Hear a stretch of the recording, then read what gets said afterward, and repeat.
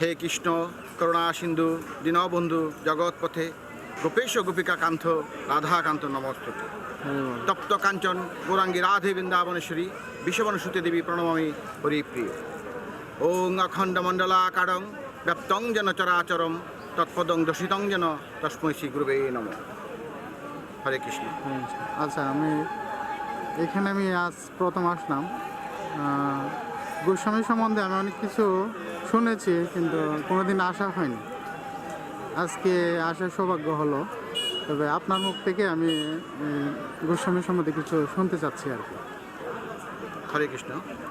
এই বিনোদ গোস্বামীর আশ্রম সম্পর্কে আমার তেমন কিছু জানা নেই, তাও আমি আমাদের এলাকার মুরব্বীদের কাছ থেকে যতটুকু শুনেছি, সত্য যুগের কথা। সত্য তেতা দাপর কলি, বর্তমানে কলি যুগ চলছে। সত্য যুগে এই বিনোদ গোস্বামীর আশ্রমে বিনোদ গোসাই উনি নিজে তপস্যা করতেন, এবং তপস্যার মাধ্যমে উনি এখানে একটা বিল আছে, এই বিলটা উনি পদ্ম পাতায় পা রেখে রেখে পদ্ম পাতা পাড়ি দিয়ে এই বিলে অতিক্রম করতেন। উনি এরকম আধ্যাত্মিক গোসাই ছিলেন। ওনার এরকম জনশ্রুতি আছে, আমাদের মুরব্বীরা অনেকে বলতেন, আমাদের মানে এলাকায় হিন্দু ধর্মাবলম্বীদের জন্য যত অনুষ্ঠান হইতো, তখন তো এত তামাক আসার আয়োজন ছিল না, এত মানে জোগাড় যন্ত্র ছিল না। সেই হিসেবে এখানে আইসা উনি মানত করতো যে আমাদের অনুষ্ঠান আছে, উনি মানত করলে উনি এই যত সামগ্রী লাগে, একটা অনুষ্ঠান করতে যত সামগ্রী লাগে, তামাক আসা, হান্ডি পাতি, সমস্ত কিছু এখানে মানে জমায়েত হইতো। এইগুলি দিয়া আবার অনুষ্ঠান চলতো। এরকম আমিও শুনেছি পত্র লেখার মাধ্যমে নাকি নিমন্ত্রণ করা হতো আর কি। নিমন্ত্রণের মাধ্যমে এগুলি পাওয়া যেত। এখন সত্য যুগের কথা, সত্য তেতা দাপর কলি, বর্তমানে আমরা কলি যুগে অবস্থান করতেছি। আমরা এখানে এই জনশ্রুতি বিনোদ গোস্বামী আশ্রমের জনশ্রুতিরা মানে পৌষ সংক্রান্তি উপলক্ষে আমরা এখানে মেলার আয়োজন করা হয় এবং পূজা পার্বণ হয়। পূজা পার্বণের মধ্যে যার যার মানত অনুসারে এই মানসিক করে, এবং অবশ্যই মানুষ যারা মানসিক ফলে তারাই মানে এখানে বিভিন্ন ধরনের মানত দিয়ে যায় আর কি।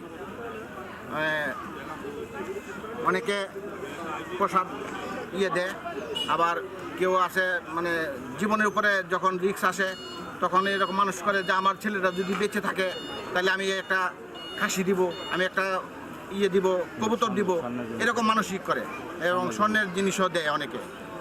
সেই হিসেবে মানে এরকম জনশ্রুতি আছে আর কি মেলা। এখন দিন দিন এই জনসংখ্যা বৃদ্ধি পাচ্ছে।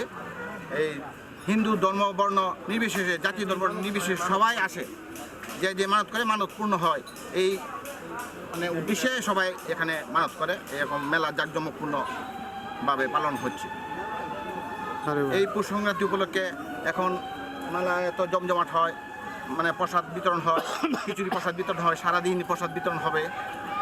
আপনারা সবাই আসবেন, এই বেলায় আসবেন, সবাইকে নিমন্ত্রণ। কাল পাইছে, এবং এখানে যে উনি আবির্ভাব হয়েছে এই পৌষ সংক্রান্তি উপলক্ষে, দুটা একই দিন দিন উনি আবার এই বিজয়ানে হেন যে বসছে, এইটাও পৌষ সংক্রান্তি।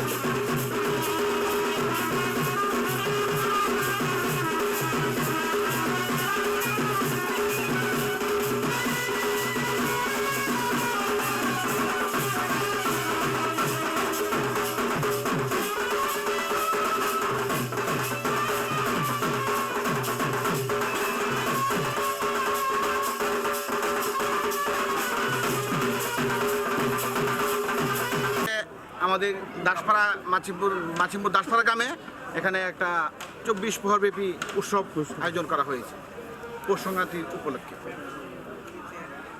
আজকে এই অধিবাস 15, 16, 17 3 দিন কীর্তন হবে, নাম কীর্তন। আরে বাহ। আপনাদের সবাইকে নমস্কার।